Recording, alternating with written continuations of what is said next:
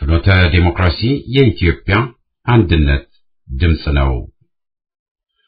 ፍኖተ ዲሞክራሲ የኢትዮጵያ አንድነት ድምጽ በየቀኑ በኢትዮጵያ ሕዝባዊ አብዮታዊ ፓርቲ ኢህአፓ እየተዘጋጀ የሚቀርብ የሳተላይት ስርጭት ነው።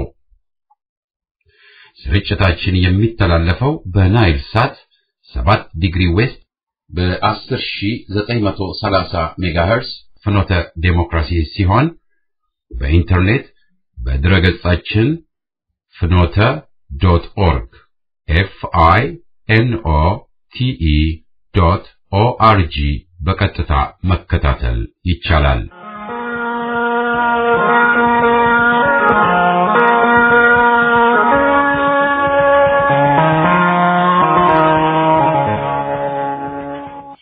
ጤና ይስጥልኝ እንደምን አመሻችሁ አድማጮቻችን። ዛሬ ነሐሴ 15 ቀን 2007 ዓመተ ምህረት ነው። ለሁለት ሰዓታት የሚቆየው ዝግጅታችን የመጀመሪያው ክፍል ፕሮግራም አሁን ይጀምራል። በቅድሚያ ዜና እናሰማለን። ከዜናው በማስከተልም ከፍኖተ ዲሞክራሲ ዝግጅት ክፍል የቀረበ ወያኔና መድበለ ፓርቲ ስርዓት ሆድና ጀርባ በሚል ርዕስ የቀረበ ሀተታ አለን። ከዚያም በየሳምንቱ አርብ የምናቀርብላችሁ እናንተ ከውድ አድማጮቻችን የሚደርሱንን ደብዳቤዎች የምናስተናግድበት የደብዳቤዎች አምድ ዝግጅታችን ይቀርባል። በዚህም የዛሬ የመጀመሪያው ክፍል ዝግጅታችን ፍጻሜ ይሆናል። አሁን ወደ ዜናው። በቅድሚያ ግን ርዕሶቹ። ወያኔ ውስጡን እርዳታ እየጠየቀ ነው። የወያኔ ምክር ቤት ስብሰባ አንዳንድ አባሎችን ያሰናብታል ተብሎ ይጠበቃል። በደቡብ ሱዳን አንድ ጋዜጠኛ ባልታወቁ ሰዎች ተገደለ። በታንዛኒያ የሥራ አስቀጣሪ ድርጅቶች ተዘጉ የሚሉና ሌሎችም ዜናዎች ይገኙበታል። አሁን ወደ ዝርዝሩ። የወያኔ አገዛዝ በዝናብ እጥረትና በብልሹ አስተዳደር ምክንያት በኢትዮጵያ ያለውን የዝናብ እጥረትና ያንዣበበውን የረሃብ አደጋ ለመሸፋፈን ብዙ ሞክሮና ዓለም አቀፍ መገናኛ ብዙሃን የድርቁንና የረሃቡን አደጋ በሰፊው በመዘገባቸው ለድርቅና ለረሃብ ተዘጋጅተናል፣ የመጠባበቂያ እህል አለ፣ 700 ሚሊዮን ብር ባጀት ይዘናል፣ በጨረታ ከውጭ ሀገር ስንዴ እንገዛለን በማለት ይለፍፍ እንጂ በኢትዮጵያ የምግብ እርዳታ ፈላጊ ሰዎች ቁጥር ማደጉን የተባበሩት መንግስታት ድርጅት የሰብአዊ ልማት ቢሮ ግልጽ ማድረጉ ይታወቃል። አገሪቱ በሁለት ዲጂት ልማትና እድገት ላይ ነች በማለት የሚደሰኩረው ወያኔ ውስጡን የልመና ኮሮጆውን ይዞ ለመዞር ለረጂና ለረጋሽ ሀገሮች እርዳታ ጥሪ በማቅረብ መጀመሩን የአውሮፓ ህብረት ምንጮች ለእርዳታ እህል እየጠየቁ መሆናቸውን አረጋግጠዋል። የወያኔ ቡድን መሪዎች ዘረኛና አድሏዊ ስለሆኑ የረሃብ አደጋውን ሆን ብሎ ለመሸፋፈን አሊያም ያደጋውን መጠን በማሳነስ ለመደበቅ ይሞክሩ እንጂ ከዚህ በፊት በሌሎች አካባቢዎች የድርቅ አደጋ ሲኖር በመረባረብ ህዝቡን ይረዱ እንደነበረ በመግለጽ ዘረኛና አድሏዊ ስርዓት ከዝናብ እጥረት የበለጠ ህዝቡን እየጎዳው መሆኑን ይገልጻሉ። የወያኔ ቡድን የዘንድሮውን የግንቦት የምርጫ ድራማ 100% አሸነፍኩ በማለት ብቻውን ተወዳድሮ ብቻውን ካሸነፈው ወዲህ በወሩ መጨረሻ ላይ ለሚደረገው የወያኔ ኢህአዴግ አጠቃላይ የምክር ቤት ስብሰባ አንዳንድ አባሎቹን ለማሰናበት ማቀዱን የወያኔ ምንጮች ገልጸዋል።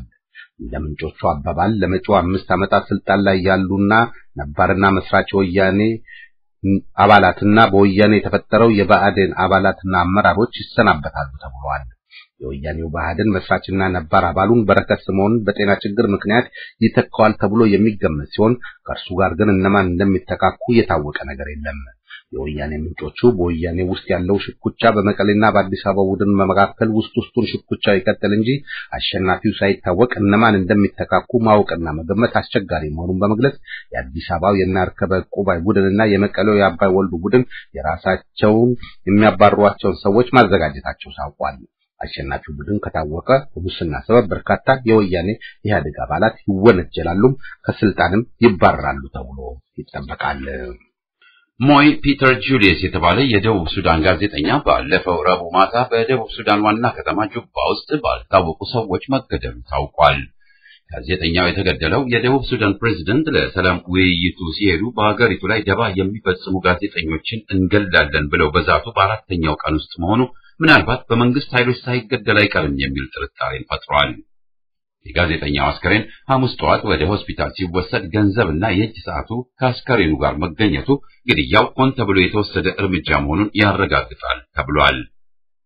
በደቡብ ሱዳን ውስጥ ቀደም ብሎ በርካታ ጋዜጠኞች የተገደሉ ሲሆን ሞይት ፒተር ጁሊየስ 7ኛው መሆኑ ነው። በዚህ ወር መጀመሪያ አካባቢ በደቡብ ሱዳን ተጻራሪ ኃይሎች መካከል የሚካሄደውን የሰላም ድርድር ድጋፍ ሰጥተዋል በማለት የጸጥታ ኃይሎች 2 የጋዜጣ ተቋሞችንና 1 የሬዲዮ ጣቢያ መዝጋታቸውም ይታወሳል። ጋዜጠኛው ኒው ኔሽን የተባለው ሳምንታዊ ጋዜጣ ዘጋቢ ሲሆን ስለ ጋዜጠኛው ሞት በመንግስት በኩል የተሰጠ ምንም መግለጫ የለም። ከዚሁ ከሱዳን አካባቢ ሳንወጣ የሱዳኑ ፕሬዝዳንት ኦማር አልባሽር ሐሙስ ዕለት በዳርፉር ከሚገኙና ከሌሎች አማጽያን ጋር የ2 ወር የተኩስ አቁም ስምምነት ለማድረግ ዝግጁ መሆናቸውን ጠቅሰው በሚቀጥለው ጥቅምት በካርቱም በሚደረገው የአገር አቀፍ ሰላም ንግግር ላይ አማጽያኑ እንዲገኙ ጥሪ አስተላልፈዋል። በሽር ይህንን መልእክት ያስተላለፉት ለሱዳን ብሔራዊ የሰላም ውይይት ጉባኤ ንግግር ባደረጉበት ወቅት ሲሆን ለአማጽያኑ ሙሉ ምህረት እንደሚያደርጉም ተናግረዋል። ዓለም አቀፍ ፍርድ ቤት በሰው ዘር የማጥፋት ወንጀል የተከሰሱት በሽር ከ1 ዓመት በፊት ተመሳሳይ ጥሪ ለአማጽያኑ ማድረጋቸው የሚታወስ ሲሆን ከዚያን ጊዜ ጀምሮ አማጽያኑን ለማግባባት ያደረጉት ሙከራ ሳይሳካ ቀርቷል። በሽር በንግግራቸው ጥሪውን የምናስተላልፈው ከደካማነት መንፈስ ሳይሆን ተጻራሪ ኃይሎቹ ባይቀበሉትም እኛ የሰላም ጠበቃ ስለሆን ብቻ ነው ብለዋል። በዳርፉር የሚገኘው የአማጽያን ኃይልና የሰሜን ሱዳን ነጻ አውጪ ድርጅት በመባል የሚታወቀው ድርጅት ከዚህ በፊት ሁኔታው ከጸጥታ አንጻር አመቺ አይደለም የሚል ምክንያት በመስጠት የተደረጉትን ጥሪዎች በተደጋጋሚ አለመቀበላቸው የሚታወቅ ሲሆን የድርጅቶቹ ተወካዮች ዛሬ አርብ በአፍሪካ ህብረት ዋና አደራዳሪ ተብለው ከተሰየሙት ከታቦ ኢምቤኪ ጋር በአዲስ አበባ ተገናኝተው እንደሚወያዩ ተዘግቧል። ዳርፉር በምትባለው የሱዳን ግዛት 1995 ዓ.ም ጦርነት ከተጀመረ ጀምሮ ከ300,000 ሰው በላይ የሞተ ሲሆን ከ2.5 ሚሊዮን ህዝብ በላይ ቤት ንብረቱን ጥሎ ተሰዷል። ይህ ዜና የሚተላለፍላችሁ ከፍኖተ ዲሞክራሲ የኢትዮጵያ አንድነት ድምጽ ነው። የታንዛኒያ መንግስት ዜጎችን ለስራ ወደ መካከለኛው ምስራቅ የሚልኩ ወደ 70 የሚደርሱ ቀጣሪና አስቀጣሪ ድርጅቶችን በመዝጋት የስራ ፈቃድ የከለከለ መሆኑ ተገለጸ። መንግስቱ ይህን እርምጃ የወሰደው ወደ አረብ አገር የሚሄዱ የታንዛኒያ ሴቶች ከፍተኛ በደል የደረሰባቸው መሆኑን ካመለከቱ በኋላ ነው ተብሏል። ወደ አረብ አገር የሚሄዱ ወጣት ሴቶችና ወንዶች የግዳጅ ወሲብ እንደሚፈጸምባቸው፣ በግዳጅ የቤት ስራ ውስጥ እንደሚሰማሩ፣ አንዳንዶቹ በግዳጅ ከበድ ወዳሉ የፋብሪካ የእርሻና የማዕድን ስራ ላይ አሰማርተው እንደሚያሰቃዩአቸው ተነግሯል። በኦማን የታንዛኒያ ቋንቋ የሆነው ስዋሂሊ በስፋት ስለሚነገር አብዛኞቹ የውጭ ሰራተኞች ታንዛኒያውያን ናቸው። በሰራተኞች ላይ እየደረሰ ያለው በደል በመስፋፋቱና ሰራተኞችም አቤቱታ በማቅረባቸው የቀጣሪና አስቀጣሪ ድርጅቶች የተዘጉ መሆናቸውም ተነግሯል። የሞሪታኒያ ከፍተኛ ፍርድ ቤት በ3 የታወቁ ጸረ ባርነት ተከራካሪ ግለሰቦች ላይ ቀደም ብሎ የበታች ፍርድ ቤት ወስኖ የነበረውን የ2 ዓመት የእስራት ቅጣት በማጽናቱ ብዙ ውዝግብ አስከትሏል። 3ቱ ሰዎች የተያዙት በዚህ ዓመት በህዳር ወር በአገሪቱ ውስጥ ተስፋፍቶ የሚገኘው ባርነትን በመቃወም በተደረገ የተቃውሞ ሰልፍ ላይ ሲሆን ያልተፈቀደ ሰልፍ ላይ በመገኘትና ያልተፈቀደ ድርጅት አባል ናቸው ተብለው መከሰሳቸውም ታውቋል።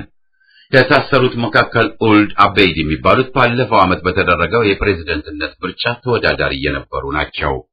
ባለፈው ሳምንት ብቻ ወደ 1 ሚሊዮን የሚሆኑ የሞሪታኒያ ዜጎች የታሰሩት እንዲፈቱ በፊርማቸው የጠየቁ መሆናቸው ሲታወቅ ኦልድ አልቤይድ ከእስር ቤት ሆነው በጻፉት ደብዳቤ ባርነት ከሞሪታኒያ እስኪጠፋ ድረስ ትግላቸውን የሚቀጥሉ መሆናቸውን ገልጸዋል። በሞሪታኒያ የአረብ በርበሮች የአፍሪካ በርበሮችን ለዘመናት በባርነት ሲጨቁኗቸው እንደነበር ይታወቃል። በ1974 ዓመተ ምህረት ባርነት መቅረቱ የተነገረ መሆኑና እንዲሁም ከ8 ዓመት በፊት ሰውን በባርነት ማሰማራት ወንጀል መሆኑ የታወጀ ቢሆንም አሁንም ድረስ ድርጊቱ የቀጠለ መሆኑ ይነገራል። መቀመጫውን በአውስትራሊያ የሆነው ዎክ ፍሪ ሙቭመንት የተባለው ድርጅት በ2006 ባወጣው ዓመታዊ ሪፖርት ላይ በሞሪታኒያ 156,000 ሰዎች በባርነት ቀንበር ውስጥ ያሉ መሆናቸውን ገልጾ ይህም ከሀገሪቱ ሕዝብ 4% የሚሆነው ነው ብሏል። አድማጮቻችን፣ እኛም ለዛሬ ያለን ዜና በዚሁ ይጠቃለላል።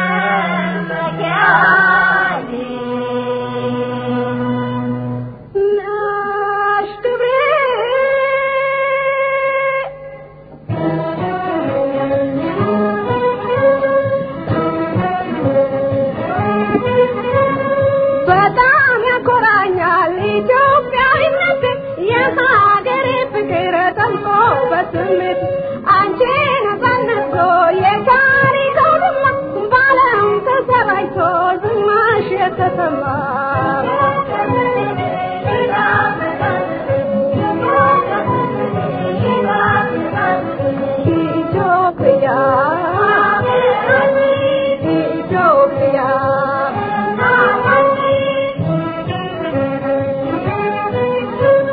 የቶምቦላ ቲኬቶችን በመግዛት ፍኖተ ዴሞክራሲን ይርዱ።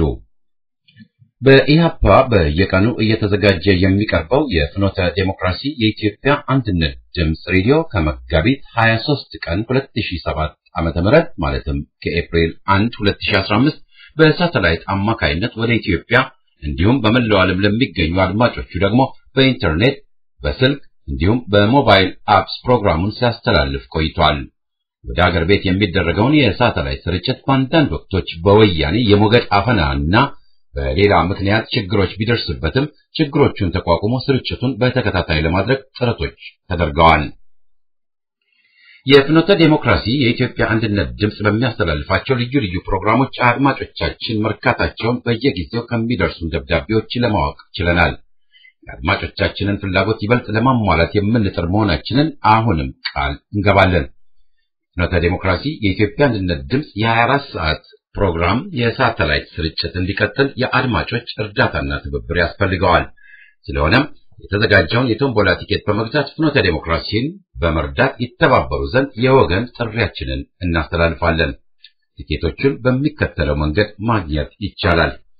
1 በየከተሞቹ ከሚገኙ የፍኖተ ዴሞክራሲ ደጋፊዎችና ተባባሪዎች፣ 2 በኢሜል መልእክት efdpu@aol.com በመጠየቅ፣ 3 በስልክ ቁጥር 202-291-4217 ደውሎ በመጠየቅ፣ 4 ወይም በፖስታ ሳጥን ቁጥር PO Box 73337 ዋሽንግተን ዲሲ 20056 ጽፎ በመጠየቅ ማግኘት ይቻላል። ጠይቁን፣ በአድራሻችሁ እንልካለን።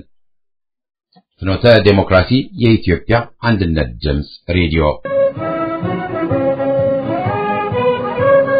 በጣም ያኮራኛል ኢትዮጵያዊነት የሀገሬ ፍቅር ጠንቆ በስሜት አንቺን አሳንሶ የታሪክ ባለም ተሰራይቶ ዝማሽ የተሰማ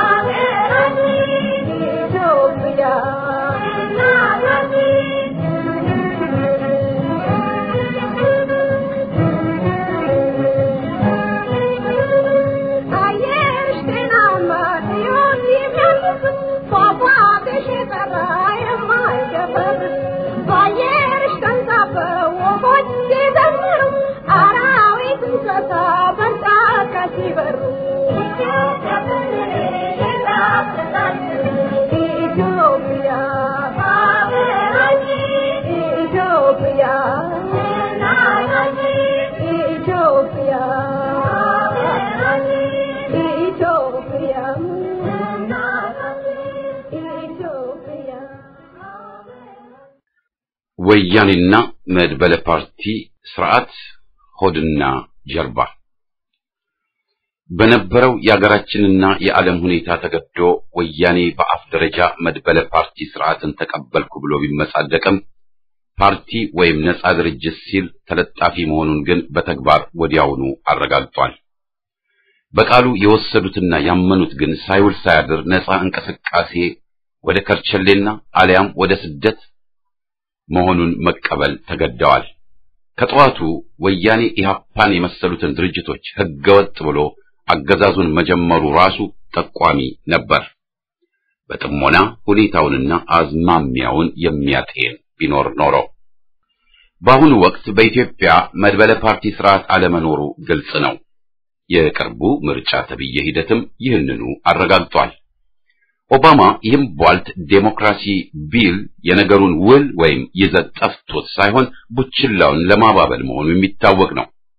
አሜሪካ ለብሔራዊ ጥቅሟ ስትል ከአምባገነኖች ጋር መቆሟ የታየ ሲሆን የህዝብ አመጽ የተነክርም ሆነ ሁኔታው ሲበላሽም ለመገልበጥና ወዳጅ ተብዬዎችንም ለመተው ያላትን ጨካኝ ፍጥነት በኢራኑ ሻህ፣ በሞቡቱ፣ በሙባረክ ወዘተ ያየነው ነው።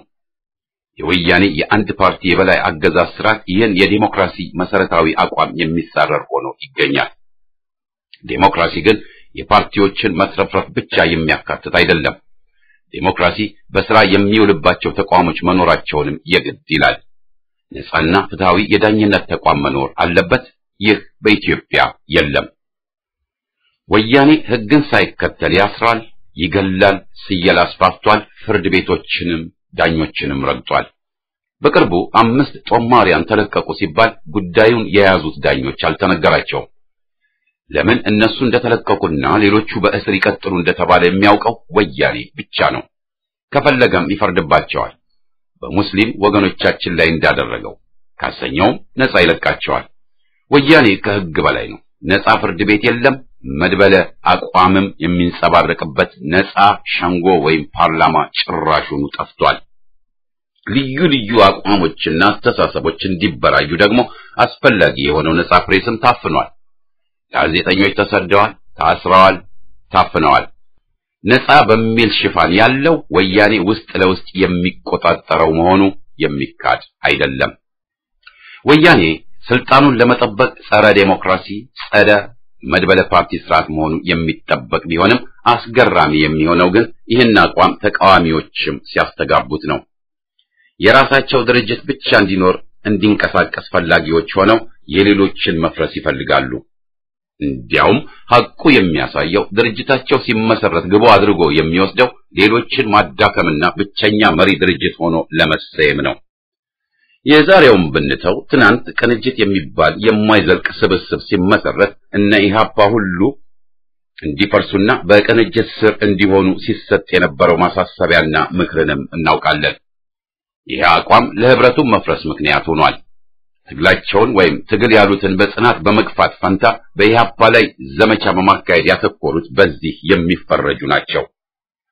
የደርግ ወንጀለኛ ርዝራዦችና ወያኔ የዚህን ድርጅት መጥፋት ቢመኙም ተቃዋሚነን ባዮቹ ደግሞ ይህንኑ ልክፍት ማስተናገዳቸው አጠያያቂ መሆኑ አልቀረም።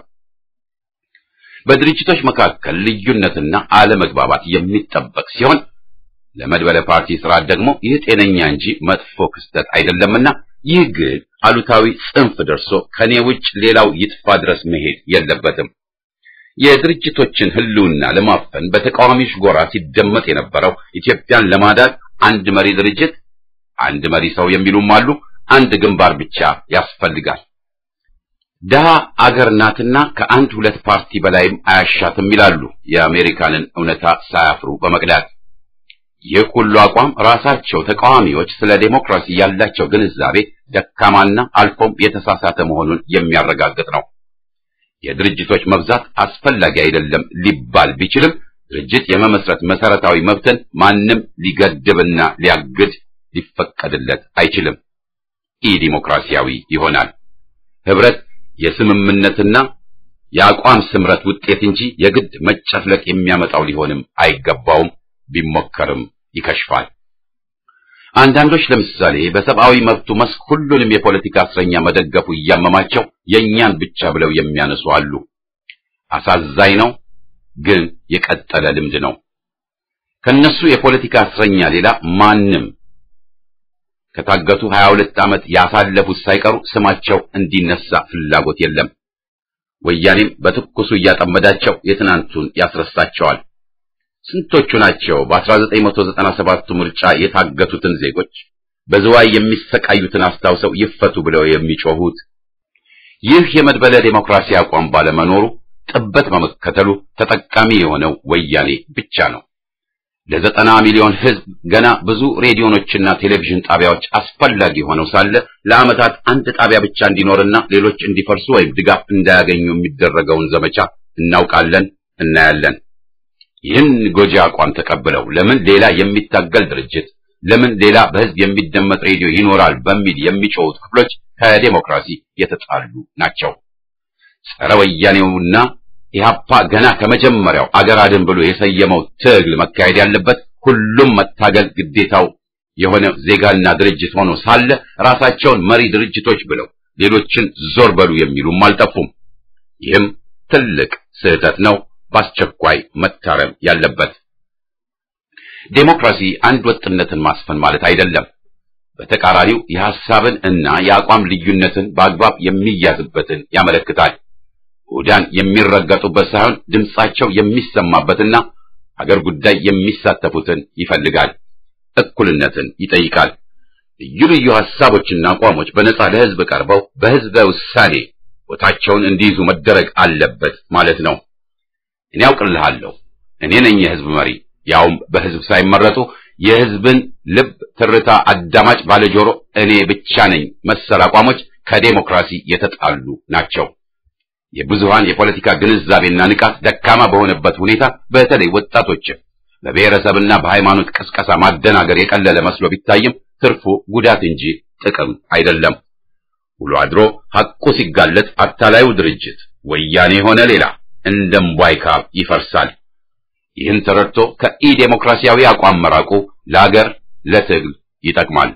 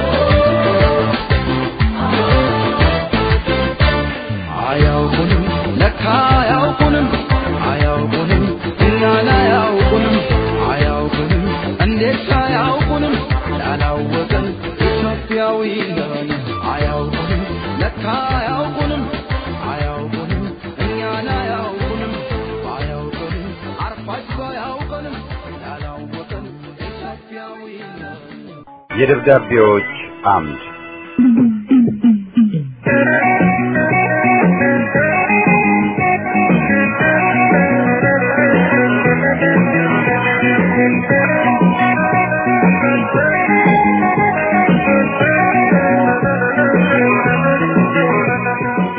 ይህ ፕሮግራም ከእናንተ ከአድማጮቻችን ያገኘናቸውን ደብዳቤዎች የምናስተናግድበት መድረክ ነው።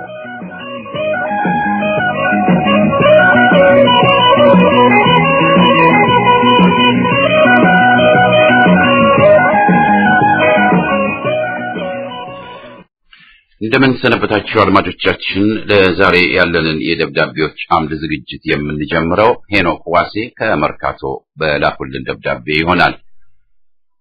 ፍኖተ ዴሞክራሲ የሐቅ አስተጋቢ ሬዲዮ ከቋራ ሜዳ ጀምሮ ፍኖተ ሲያስተላልፍ የነበረውን ፕሮግራም ሁሉ ተከታታይ ነኝ።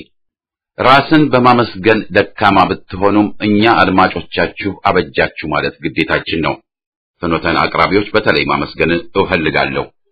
የሜዳን መከራ ችለው ሲያቀርቡ የነበሩት ዛሬ በያሉበት ምስጋና ይድረሳቸው። የአሁኖቹም ይመቻቸው።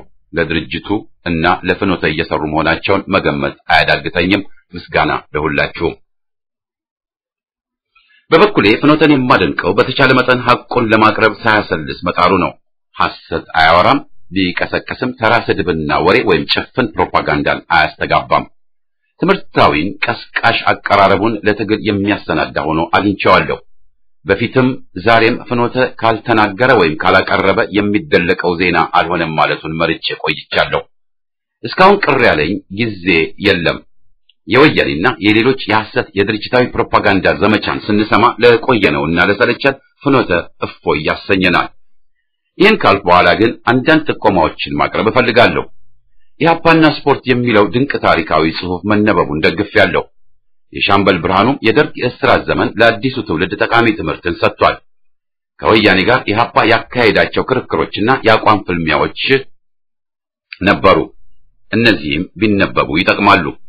ድርጅቱ ቀደም ብሎ ስለ ህብረት ግንባር ጥያቄ፣ ስለ ዴሞክራሲ፣ ስለ መሬት ላራሹ ወዘተ አቅርቧቸው የነበሩ ጽሑፎችና ምግታሮች ለአዲሱ ትውልድ ጠቃሚ ይሆናሉና ጊዜ ተፈልጎ ቢነበቡ ጥሩና ጠቃሚ ይመስለኛል። ስለ ወያኔ ተንኮልና ሻጥርም ከኢህአፓ በላይ የሚያውቅ ያለ አይመስለኝምና ይህንንም ብታጋልጡ ለዚህ ትውልድና ለአዲስ ድርጅቶች ጠቃሚነቱ አያከራክርም። ከዚህ ሌላ ያለኝ ጥሪ ወገን ፍኖተን እንዲረዳና እንዲያጠናክር ነው። ፍኖተም የወያኔን ሻጥር አፈራርሳ በቀጥታ ወደ ጆሮአችን እንድትመጣ ነው። በርቱልን። ሄኖክ ዋሴ ዘመርካቶ፣ አዲስ አበባ።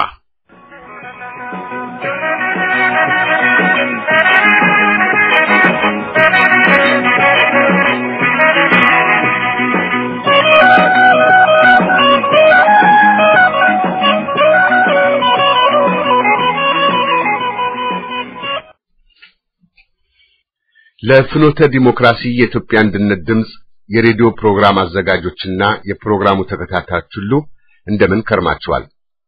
ከዕለታት በአንድ ቀን በሐምሌ ወር መጨረሻ በጀርመን ድምጽ ሬዲዮ በአፋር ክልል ድርቅና ራብ መከሰቱን የሚገልጽ መረጃን ሰማሁ። በእውነቱ ስለ እውነት እንነጋገር ከተባለ ድርቅና ራብ የተከሰተው በአፋር ክልል ብቻ አይደለም።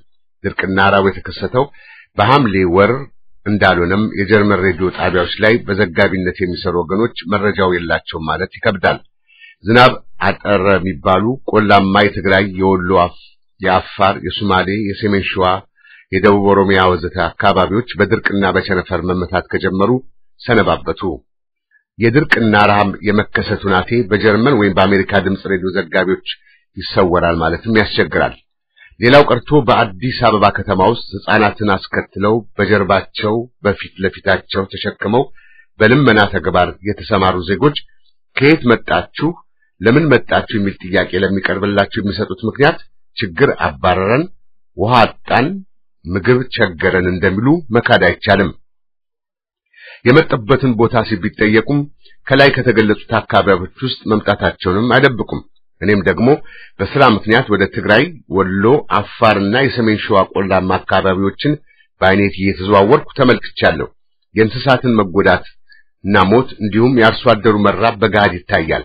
ጠዋት ማታ በኢትዮጵያ ሬዲዮና ቴሌቪዥን ስለ ውሸት ልማትና እድገት በሚደሰኩሩበት ሀገር ረሃብና ድርቅ ተከሰተ ብሎ ማውራቱ ወይም ማጋለጡ በወያኔ መንግስት የሚደገፍ ባይሆንም የዜና ዘጋቢዎች መረጃውን ለማውራት አለመፈለግ ግን በወያኔ ውሸት ፕሮፓጋንዳ ተገዢ ከመሆን የተለየ ትርጉም ሊሰጠው አይቻልም።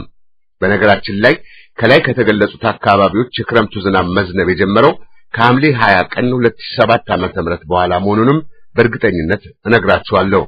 በኢትዮጵያ ስለ ረሃብ ከተነሳ የከተማ ነዋሪዎችና የመንግስት ሰራተኞችም እንዲሁም ጡረተኞች ሳይቀሩ ጦም አዳሪ መሆናቸውም የማይካድ የሀገራችን የዛሬው ተጨባጭ ሁኔታ ነው። ደጎሳዬ ከአጣዬ።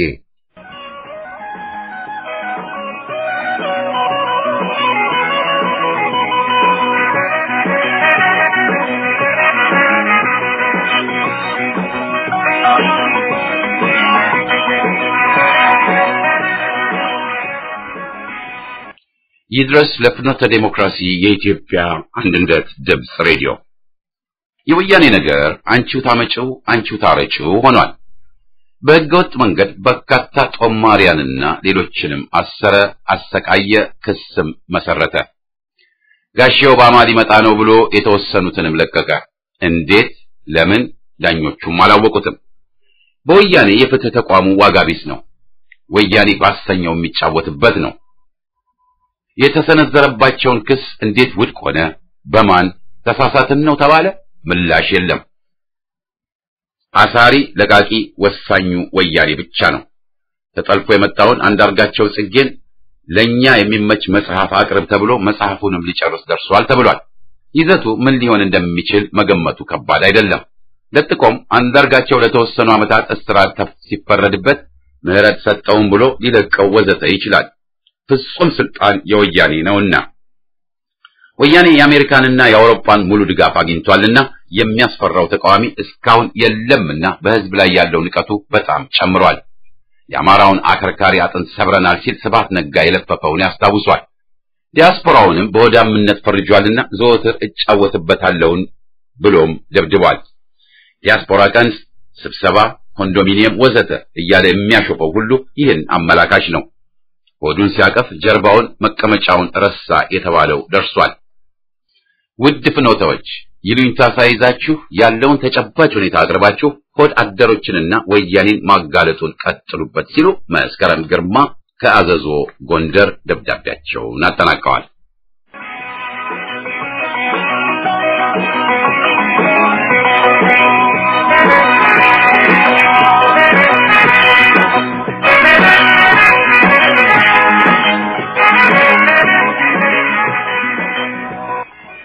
ለፍኖተ ዲሞክራሲ የኢትዮጵያ አንድነት ድምጽ የሬዲዮ ፕሮግራም አዘጋጆች ከሁሉ አስቀድሜ የከበረ ሰላምታዬን አቀርብላችኋለሁ። ውድ ፍኖቶች፣ የሰሞኑ የወያኔ የአደባባይ ሽርጉድ በውጭ ሀገር በዲያስፖራ ስም የሚነግድ ወዳደር ዲያስፖራዎችን በማስተናገድ ላይ ነው። ከአንታርክቲክ በስተቀር በስድስቱም ክፍለ ዓለማትና ደሴቶች ጭምር በስደት የሚኖሩ መሆናቸው ማንም ሊክደው የማይችል ሐቅ ነው። ከተሰደዱበት ሀገር ወደ እናት ሀገር ተመልሶ መምጣት የዜጎች መብት መሆኑን አከብራለሁ። ለስደት የዳረጉ ተጨባጭ ሁኔታዎች ምላሾች ሲያገኙ በግለሰብ ወይም በቡድን ከወያኔ ጋር በመሞዳሞድ የሚደረግ ሰርግና ምላሽ ለፖለቲካ ፕሮፓጋንዳ ፍጆታ መጠቀሚያ መሆን ግን ራስን ከማቅለልና ከማዋረድ የተለየ ትርጉም ሊኖረው አይችልም። ሰሞኑን ወደ ኢትዮጵያ መጥተው በኢትዮጵያ ሕዝብ ሀብትና ንብረት ለሚንደላቀቁ ዲያስፖራዎች ለምን መጣችሁ የሚል ጥያቄ ብናነሳ መብት መጋፋት ሊሆን አይችልም። ምክንያት ካሉን ከኢትዮጵያ ለመሰደድ መንስኤ የሆኑ ችግሮች ተጨባጭ ምላሽ እንዳላገኙ በእርግጠኝነት መናገር ስለሚቻል ወይም የሀገሪቱ ተጨባጭ ሁኔታ ስለሚያረጋግጠው ነው። ስደት በማንኛውም ሀገር ያለና የነበረ ክስተት ነው። የስደት መንስኤዎች ተብለው በጥናት የተሰጡ ጭብጦች ከሞላ ጎደል ተመሳሳይነት አላቸው።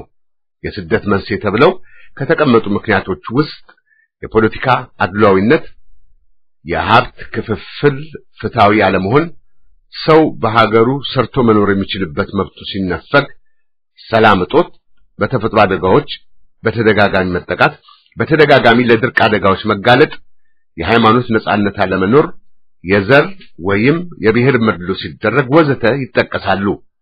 ከእነዚህ ክስተቶች አንዱ ወይም ከዚህ በላይ የሆኑት ሊከሰቱ ሲችሉ ዜጎች ከትውልድ ቀያቸው እንዲሰደዱ ይገደዳሉ። የተባበሩት መንግስታት ስደተኛ ተቀባይ ሀገራትም ስደተኞችን ለመቀበል የሚያስገድዳቸው የእነዚህ ሁኔታዎች በሙሉ ወይም በከፊል በተሰዳጅ ሀገራት ላይ በተጨባጭ መታየታቸው ነው። እውን ዛሬ በኢትዮጵያ ውስጥ ለስደት መንስኤ የሆኑ ነገሮች ተወግደዋልን የሚል አበይ ጥያቄ ሰሞኑን ወደ ሀገር ቤት ለመጡ ዲያስፖራን ለሚሉ ወገኖች በዲያስፖራ ስም እንመላለሳለን ለሚሉ ወገኖች የሚቀርብ ጥያቄ ነው። ኢትዮጵያ ዛሬ የዜጎች ሰብአዊ ክብር የሚረጋገጥባት ሀገር አይደለችም። ዜጎች የሚዋረዱባትና የሚረገጡባት፣ በችጋርና በጥኔ የሚቆሉባት ሀገር ናት።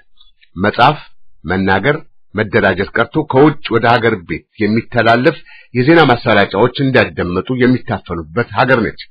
ዜጎች በዜግነታቸው ሰርቶ የመኖር መብቶች የታፈኑባት ሀገር ነች።